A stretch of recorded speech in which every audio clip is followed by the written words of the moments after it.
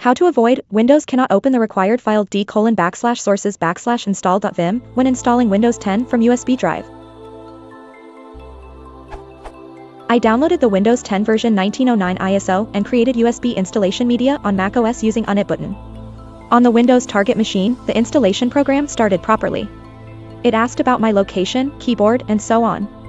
But upon beginning the actual installation, it gave the error. Windows cannot open the required file d:/sources/install.vim. Make sure all files required for installation are available and restart the installation. Error code 0x800700D. Contrary to what the message says, the file exists. What is the problem?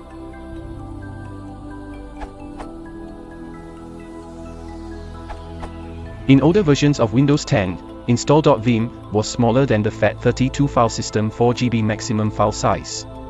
Thus various people created applications and how-to articles that use a USB drive formatted with FAT32. Then, sometime around 2018, Install.wim grew to exceed the FAT32 limit. In Windows 10 version 1909, file Install.wim is 4.6 GB. Surprise!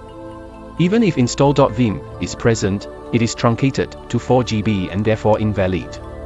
Now all those nice applications and instructions that people wrote in the past no longer work.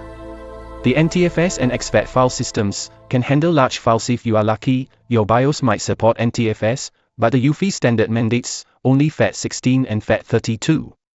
The solution is to create two partitions. The first is a FAT32 partition containing an NTFS driver. This is used to access the big files on the second NTFS partition. The Rufus application on Windows automatically creates such a two-partition USB installation drive. I used it and it worked. I gave up on macOS because it cannot write to NTFS without a special driver.